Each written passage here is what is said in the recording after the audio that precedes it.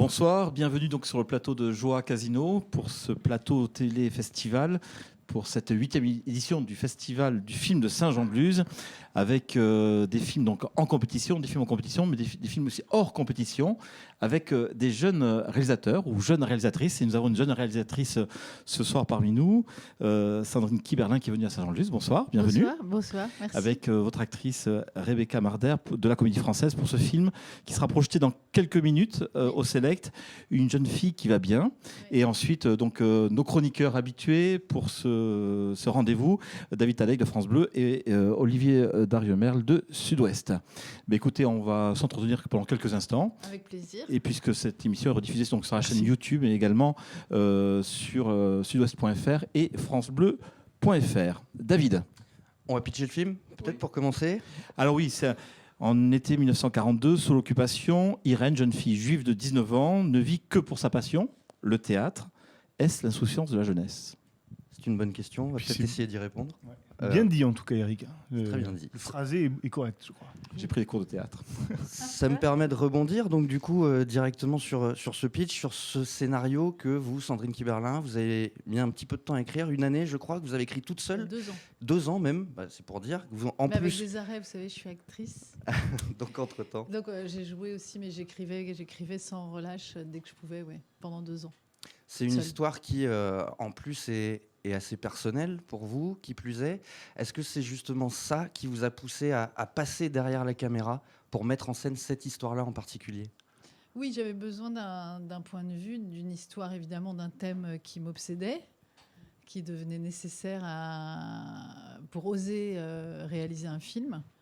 Il fallait que j'ai un parti pris sur un thème qui a déjà été beaucoup traité, puisqu'on parlait de 1942, l'occupation. Donc j'ai voulu faire un film, moi, sur la jeunesse, sur la joie, sur la vie et sur l'avant, c'est-à-dire avant que ça bascule. Qu'est-ce qu'on pressent ? Comment on vit le quotidien quand on prend un petit déjeuner et que le lendemain, on nous annonce une nouvelle qui pourrait changer la vie, mais on n'y croit pas. Puis le petit déjeuner d'après, on n'y croit toujours pas. Puis les jours avant, la vie change, mais elle a 19 ans, mon héroïne, elle ne veut pas le voir, elle ne veut pas y croire. Et je suis dans le film est vu par le prisme de cette héroïne qui voit que ce qu'elle veut, c'est-à-dire son cours de théâtre, son amoureux, sa vie qui débute, son envie de découvrir le monde. Et donc, c'est comment parler de cette époque sans la montrer, en faisant aussi des références. Je me suis beaucoup amusée avec les musiques aussi, à renvoyer à notre époque le film, pour dire que Irène, qui est dans le film et qui évidemment est concernée par cette époque que je traite, que j'assume, c'est cette époque-là. Mais je veux dire, le film est suffisamment intemporel, j'espère, pour que ça nous ramène à aujourd'hui et au fait que Irène, c'est Irène d'hier, d'aujourd'hui et de demain, parce que ça pourrait être une jeune fille qui aujourd'hui vit encore l'injustice folle, qui fait encore débat aujourd'hui dans notre pays ou ailleurs. On est assez d'accord, on y reviendra d'ailleurs. On va pas spoiler après. le film, ni spoiler l'interview. On va essayer de... Mais Irène, oui. Elle est jaillissante, un plaisir contagieux. Qui est-elle, Irène, pour vous ? Irène, pour moi, c'est une rencontre. C'est à la fois la rencontre avec le personnage et la rencontre avec Sandrine, parce qu'il y a bien sûr beaucoup de Sandrine dans Irène. Pour moi, c'est une jeune fille, justement, vous disiez, c'est l'insolence de la jeunesse, quoi, de continuer à vivre quand tout peut s'arrêter et quand tout semble s'arrêter. Elle est vous dites jaillissante, ouais, elle est pleine de vie, elle vit pour l'art, pour l'amour, pour tout ça, pour sa famille. Elle remonte le moral des troupes, elle est passionnée. Donc je pense que Irène, c'est ça pour moi. Et je pense qu'en effet, c'est pendant les 20 premières minutes du film, on peut ne pas savoir à quelle époque on se situe. Pour moi, les concours d'école de théâtre et le désir de devenir actrice, tout ça, ça remonte à pas si loin. J'ai moi-même passé les mêmes concours, pris des cours de théâtre dans une petite boîte noire comme elle le fait dans le film. Donc évidemment qu'elle est très proche de moi et très proche de Sandrine. Ça parle de la passion, moi, je trouve, avant tout, ce film. Et puis il y a l'âge également de Irène qui est très important. Vous avez déjà à peu près commencé à répondre à cette question. Le fait qu'elle ait 19 ans, c'est important parce que vous auriez peut-être pas pu raconter la même histoire si elle avait 1 an de plus, 2 ans de plus éventuellement. Bah oui, c'est l'âge où elle. Le tournant. D'abord, oui, c'est le tournant, et puis c'est un âge. Quand j'ai pensé à la façon de faire le film autour de la force de vie de ce personnage central, je me suis dit que ça devait être que de l'élan, de la vie, de la joie, comme un flux de vie. Et je me suis souvenue de ce qui a été pour moi ce flux de vie-là, et c'était mes 19 ans, quand j'ai commencé à découvrir le théâtre, les cours, vouloir m'affranchir de mes parents, qui étaient des parents aimants, même s'ils sont très différents que ceux que j'ai inventés pour mon histoire. Je voulais créer une famille aimante, même s'il n'y a plus de mère au sein de la famille. Il y a une grand-mère et un père très aimant, et un frère aussi très proche de sa sœur. Mais il y a la dualité, enfin l'ambivalence de vouloir s'affranchir de ses parents, en même temps de ne pas vouloir les quitter, en même temps de jouir de cette nouvelle liberté que de découvrir tout ce qu'il y a à découvrir, quoi. Donc à 19 ans, c'est l'âge où tout commence, en fait. Et je trouve ça beau de traiter l'âge où tout commence quand on sent que quelque chose pourrait faire basculer les choses. Mais comme aujourd'hui, avec, même si c'est incomparable, mais cette pandémie, elle a quand même coupé en plein vol beaucoup de jeunes, ne serait-ce qu'ils ne pouvaient plus aller à la fac, ou plein d'ambitions qui étaient parfois un peu remises en question. Et donc comment on continue de croire qu'on va faire du théâtre, qu'on va continuer d'étudier, qu'on va continuer quand les choses basculent un petit peu, même si c'est... Irène, elle est si vivante, elle a ce côté intemporel, comme vous dites, finalement elle pourrait être une Irène d'aujourd'hui, Irène d'hier, mais quelle grand-mère elle serait si... je peux vous poser cette question. Ouais, je pense que j'ai voulu, en choisissant Françoise Widoff, qui joue la grand-mère, qui n'est pas actrice, l'idée c'était de choisir une grand-mère atypique, singulière, libre, résistante. Et je pense que Irène serait cette grand-mère-là, ce genre de grand-mère-là, c'est-à-dire une femme libre qui se laisse pas, qui ne rentre pas dans des cases, qui ne cherche pas à plaire, qui suit son besoin de liberté, d'être la femme qu'elle veut être, quoi. Donc dans le film, Marceline, la grand-mère, elle est très, je trouve, assez atypique, et volontairement, et c'est une grand-mère dont on imagine la féminité qu'elle a eue, dont on imagine une vie libre. Voilà, une vie. Mais le film rend hommage, comme ça, j'espère, par certains personnages, à plusieurs personnages de l'époque aussi, mais qui pourraient être aujourd'hui. C'est-à-dire que la grand-mère, c'est la résistance, la meilleure amie, c'est les justes, c'est celle qui... La voisine. Qui ne fait pas... qui n'a pas d'a priori. La voisine, Josiane aussi. Le père, c'est beaucoup plus le souci des règles, des lois. Enfin, j'ai essayé de symboliser par chaque personnage quelque chose qui m'a beaucoup hanté et perturbé sur tout ça. Parce que le frère pourrait se laisser amadouer, pourrait se laisser influencer par l'ennemi, qui représente aussi quelque chose à l'époque sans doute de très brillant. De qu'est-ce qu'on aurait fait, nous ? Est-ce qu'on n'aurait pas été attirés par... ceux qui avaient le pouvoir, ceux qui brillaient, Donc c'est intéressant aussi de traiter à travers le frère un garçon qui est plus dans les jupons de son père et qui a du mal à être libre, justement.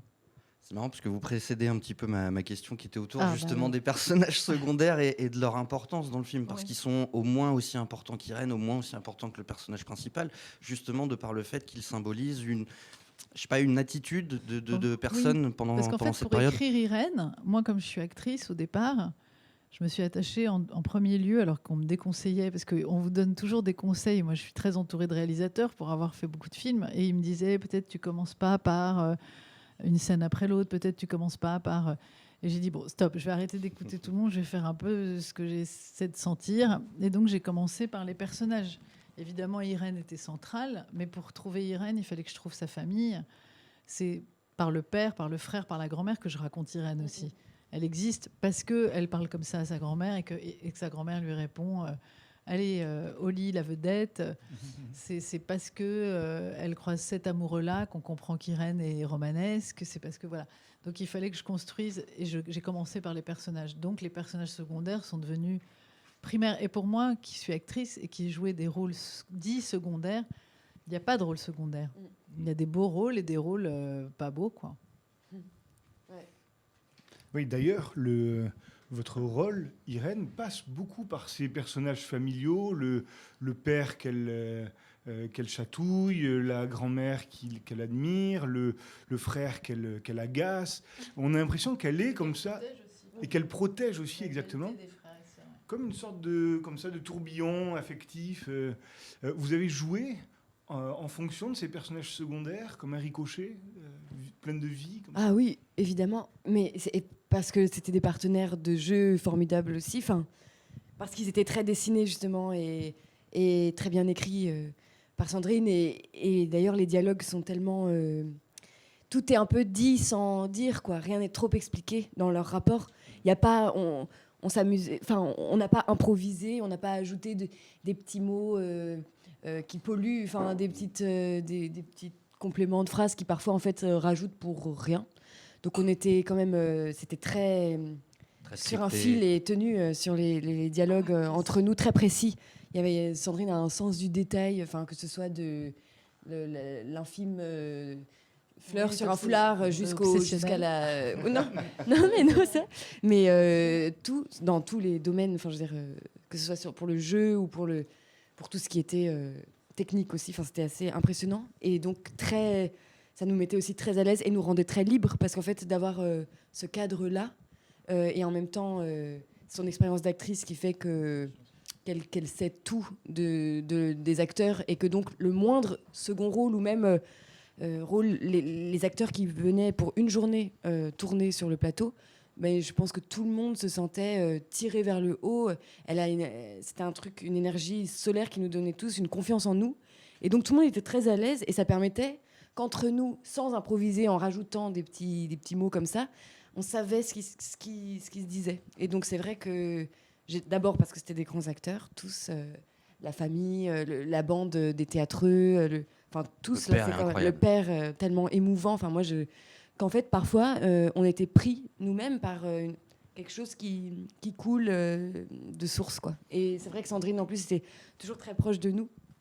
Moi, en tout cas, je me sentais toujours très proche de Sandrine. C'est un peu la rencontre, parce que parfois, elle se tenait avec son écran de retour, son combo, à 1 mètre de nous.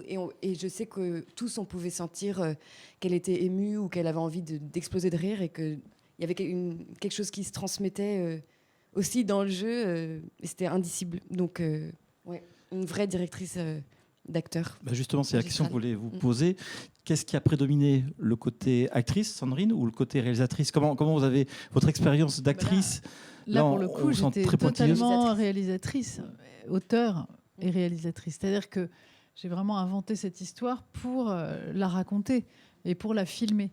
Donc j'avais des idées, des partis pris très forts de cadre, de mise en scène, de chaque poste était hyper au courant de ce que je voulais et très à l'écoute.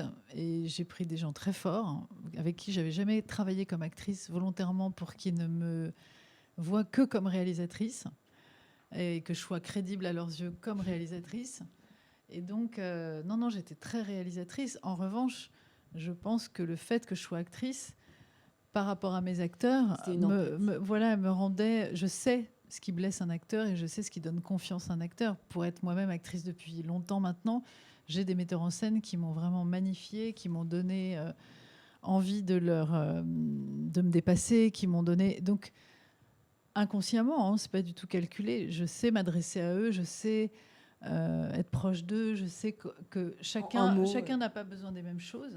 J'étais pas la même avec Rebecca qu'avec Anthony Bajon, qu'avec André Marcon, qu'avec Françoise qui avait jamais joué, ou India Air. Et tout. Chacun avait j'avais mon rapport avec chacun des petits rôles. J'ai tenu à donner des prénoms à tous les acteurs qui ont peu de choses à faire dans le film, et pour moi c'est beaucoup ce qu'ils avaient à faire. Dans le peu de choses, il y a beaucoup de choses en fait, parce qu'il suffit d'une phrase mal dite pour qu'un film soit raté, quoi. Donc chaque acteur a été choisi par moi par amour. Je les adorais tous, et donc je leur ai donné à tous un prénom, par exemple, parce que je trouve ça important de se sentir. Et c'est rare d'ailleurs.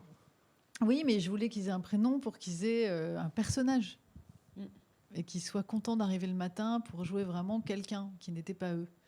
Donc Mathilde, c'était Marthe. Enfin, oui, il y avait tout chacun, Marie. Enfin voilà, tout le monde avait son prénom. C'est un détail, mais c'est important. Alors, j'ai une question un peu complexe. Je vous la pose. Irène survole pas comme ça le réel terrible grâce à son imaginaire. Enfin, du moins, pas seulement, mais je me demandais si c'est à travers Marivaux qu'elle vit, parce qu'elle est très poétique, très théâtrale, on a l'impression qu'elle incarne complètement Marivaux, ou est-ce que c'est finalement son entourage qui lui fait surmonter le drame, la protège en quelque sorte? Moi, je crois que c'est l'âge. Et moi, je me suis mise à imaginer, et j'ai pour ça d'ailleurs rencontré des gens qui ont traversé cette époque au même âge, comme Robert Badinter, qui est mon voisin, il se trouve, et donc on est devenus amis. Et je lui disais, voilà, moi, ce que j'imagine d'un quotidien de l'époque à 15, 19 ans. Et il me disait, c'est formidable de parler de cette force de vie-là, et de cette inconscience, et de cette insouciance-là, parce que c'est ce qu'on vivait. C'est-à-dire qu'on pressentait tellement un danger inconsciemment, on ne le vivait pas, ce danger. On voyait les choses avancer, mais on refusait d'y croire. Et donc, on s'embrassait plus, on vivait plus, on sortait plus. Ce qui est un grand classique, en fait, quand on sent... on nous dit toujours, il faut profiter, il faut profiter. On ne nous l'a jamais autant dit que pendant la pandémie. On ne nous l'a jamais autant dit. Et surtout, n'allons pas comparer la pandémie au génocide et aux guerres, évidemment. Mais je veux dire, dans ces périodes où on sent des tensions, des choses qui changent, des choses qui... Les Juifs se sentaient de plus en plus menacés, etc. Mais Simone Veil le raconte, elle dit qu'elle se baignait à La Ciotat encore en juin 42, qui est l'époque que je traite moi, avec des copines, et qu'il y en a une qui n'est pas revenue de la poste, mais contre toute attente, parce qu'elle était française et elle se sentait moins menacée. Donc c'est pas qu'elle survole, c'est pas qu'elle est dans l'imaginaire, c'est pas qu'elle elle est écervelée, pas du tout. Son corps l'a trahie, elle s'évanouit, elle sait très bien qu'il se passe des choses. Elle dit à un moment, c'est pas le trac, et elle montre à quel point c'est la menace qui peut-être lui crée ces évanouissements. Mais c'est parce que c'est une jeune fille qui... Vous savez, c'est comme quand on a 19 ans et que votre père vous dit oncle, je vous dis n'importe quoi, hein, oncle Henri est mort. Ils sont percutés par cette nouvelle, ils peuvent s'effondrer en larmes. Moi, j'ai une fille qui, à cet âge-là, elle peut s'effondrer en larmes. Elle me dit, c'est horrible. Elle le vit, le drame. Et 2 secondes après, elle me dit, bon, je vais retrouver Jean, parce que là, on va au cinéma, parce que là, machin. Et ça, c'est la force de l'âge. C'est ça que je voulais raconter. Moi, je voulais raconter la vie. La force de cet âge-là. Oui, et puis la vie. La vie qui peut être surprise à tout moment. Parce qu'on va tous, là, vous êtes là, on ne sait pas qui ira à l'enterrement de l'autre, je ne veux pas être glauque du tout, mais on va tous mourir, quoi. Normalement, c'est Eric d'abord. Voilà, non, mais même dans une vie, ce que je veux dire, c'est que même dans une vie sans tension, même dans une vie sans drame sous-jacent, il y a de toute façon ce coup près qui nous attend dont on ne sait pas quand il va arriver. Donc je voulais aussi parler de la vie, du quotidien et de cette chose qui est la seule chose qu'on ne peut absolument pas maîtriser, quoi. Ce qui explique aussi, du coup, dans votre mise en scène, dans votre façon de filmer cette époque, qui n'est pas vraiment une image de l'extérieur, véritablement, de cette menace qui pèse, on ne la voit pas pendant tout le film, et on la sent à travers les personnages, justement, les personnages secondaires qui amènent l'information. Oui, il y a des informations qui viennent comme des coups près, quoi, comme des choses qui nous informent, oui, et qui les informent eux. C'est comme dans un journal intime d'Irène, on est au courant en même temps qu'eux de ce qui se passe. Mais je voulais parler de la guerre sans la montrer. C'était un point de vue comme Agnès Varda, quand elle dit « je veux pas montrer, je veux donner envie de voir ». J'allais pas montrer. On sait, nous, on a 75 ans d'avance sur mes protagonistes de l'histoire. On sait très bien ce qui se passe à cette époque. Mon parti pris, c'était de ne pas montrer un drapeau, un soldat, pour avoir besoin d'enfoncer le clou, alors qu'on venait de dire on va mettre le mot juif sur les papiers, et ça suffit pour comprendre où on est, ce qui se passe. Nous, on sait ce qui se passe, et on sait ce qui s'est passé. Eux ne peuvent pas le concevoir, ne peuvent même pas l'imaginer. Ce serait fou. Et moi, je trouve que ça venait polluer. À un moment, on voit la mairie d'en haut quand elle ramène son vélo, parce qu'on leur dit de ramener les choses qui sont liées à l'extérieur, à un moment dans le film. Et évidemment, avec la chef d'éco, on se dit, moi, je voudrais être en haut, filmer la mairie et voir le drapeau rentrer dans le champ. Elle me dit, mais un drapeau français ou un drapeau nazi? Je dis, un drapeau français. Je veux pas... Ça me pollue ce serait réducteur presque par rapport à l'histoire et la façon dont j'ai choisi de la raconter. C'est comme un livre de Modiano, sans vouloir du tout évidemment me comparer à Modiano, mais ou comme dans un film de Nanni Moretti, quand pour parler de la mort d'un enfant, il raconte le bonheur d'une famille. C'est parce qu'on voit le bonheur de la famille si fort que quand l'enfant n'est plus là, on est avec eux dans le souvenir de ce bonheur, et donc la mort de l'enfant devient bien plus poignante encore que si on voyait l'enfant agoniser, mourir, je sais pas, enfin, et les détails des médecins et les détails d'une seringue, et enfin, je trouve que ça réduit le propos. Alors, il n'y a pas de drapeau nazi, il n'y a pas de faux, vrai, mauvais accent allemand en uniforme, mais il y a des couleurs, alors très belles, c'est un peu pastel, il y a beaucoup de bois, c'est des lumières naturelles, peu de lumière artificielle, c'est marrant, si je me trompe ça, pas. parce que c'est pour moi pas du tout... les références qu'on avait, c'était plutôt une lumière assez froide. Ah oui, d'accord. Ben justement, je vais vous interroger là-dessus, Ouais, cette esthétique. J'avais des références très précises. Très théâtrale, non ? Bah non, mais il y avait des films qui me venaient comme Baiser volé, par exemple, qui n'ont aucun rapport avec mon film, mais Van Gogh, sur des choses intemporelles de Van Gogh, avec des lumières très froides, des décors qui sont finalement blanc-bleu. Enfin, il y a un truc entre le blanc, le bleu, les couleurs parfois un peu plus chaudes dans les rouges, des vrais rouges. Mais surtout, j'étais obsédée par le côté, ce que je disais, intemporel. Et Piala, il disait ça, il disait pas d'anachronisme, mais pas non plus de reconstitution historique. Et pour la petite histoire, ma chef d'écho était la chef d'écho de Van Gogh, donc elle a très bien compris ce que je lui disais. De fait, elle me disait, mais tu sais que, par exemple, à un moment dans le film Van Gogh, la jeune fille, elle a un pull Sonia Rykiel. Je dis, mais ça m'étonne pas. Mais le pull Sonia Rykiel évoque plus l'époque, évoque plus le tempérament de cette époque-là et la couleur de l'époque qu'un costume qui aurait été fait sur mesure avec pile poil des détails de l'époque qui nous emmène directement dans une reconstitution, moi, que je ne voulais pas pour le film. Comme pour les coiffures. Voilà. Alors, justement, vous n'allez pas me croire, j'ai une question sur Van Gogh. C'est étonnant, parce que je me suis trompé sur le bois, mais pas sur Van Gogh. Non, parce que vous n'êtes pas trompé sur le bois, c'est votre ressenti. Oui, c'est mon ressenti, c'est vrai que... Mais alors Van Gogh, justement, ne peignait plus les ombres à un moment. Il peignait plus les ombres. Il s'était inspiré de la peinture japonaise et il avait découvert que la lumière venait des objets eux-mêmes et pas de la lumière que l'on met sur les objets. Et je trouvais qu'Irène était parfaitement lumineuse, comme ça, dans ce décor. Justement, c'est vrai, un peu froid, un peu. Des fois, il n'y a pas de lumière, il n'y a pas de. Et alors, cette luminosité de la luminosité d'Irène, comment elle. Enfin, vous êtes lumineuse par essence. Comment ça fonctionne d'être à ce point, voilà, un personnage lumineux? Elle lit la lettre de Gilbert dans son lit à un moment qui lui dit « Tu ressembles à un soleil ». Elle est trop contente. Oui, c'est vrai.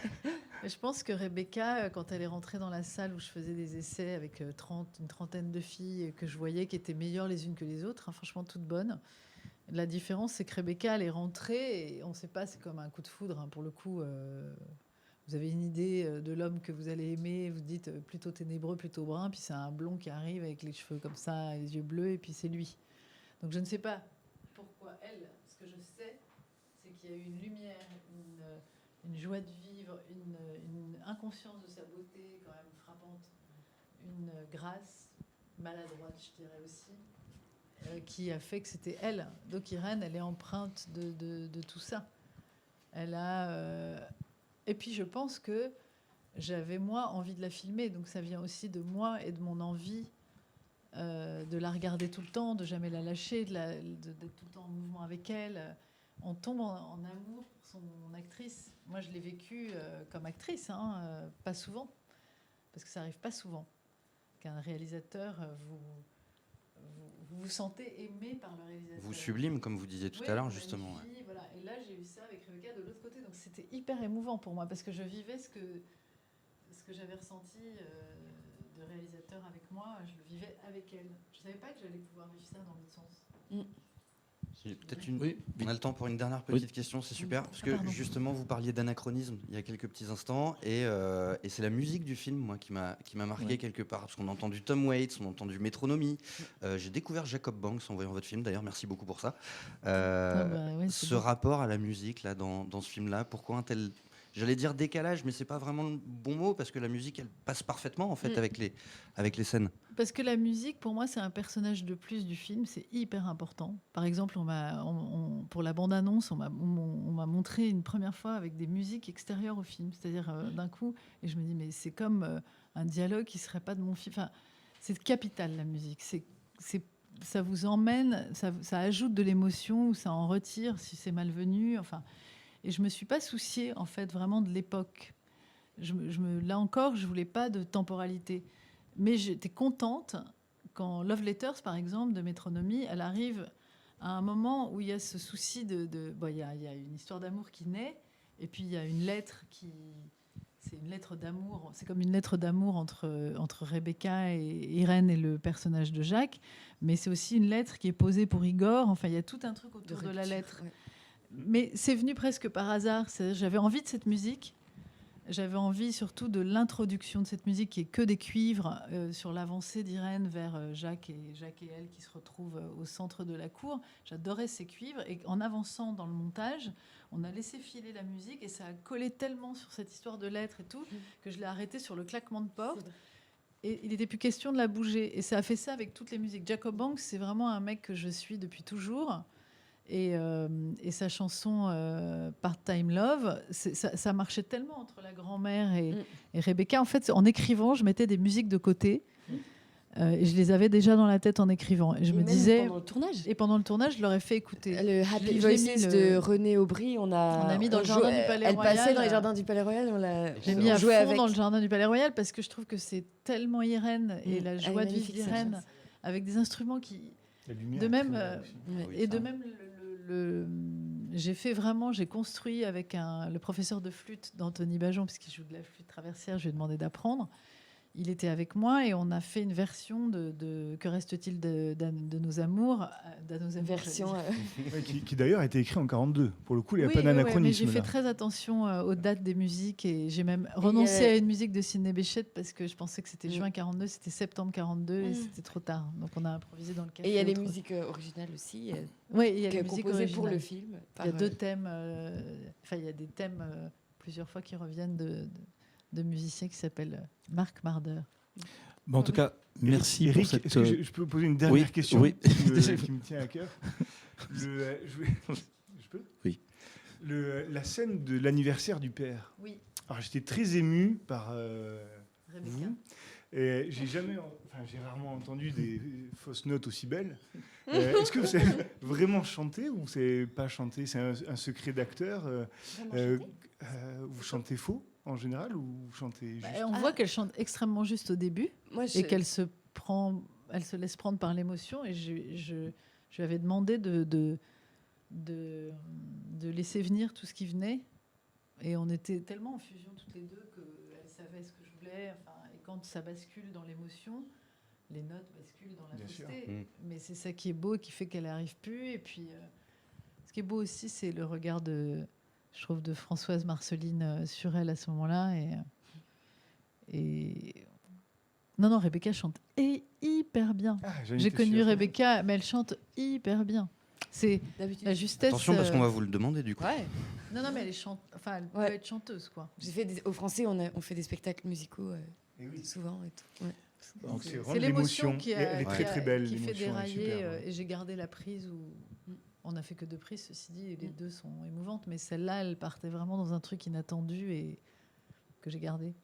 Félicitations, c'était un très beau bravo. film. Merci. Félicitations, puis surtout, merci d'être beaucoup. venu à Saint-Jean-de-Luz. Merci à vous de nous accueillir. C'est une joie pour nous.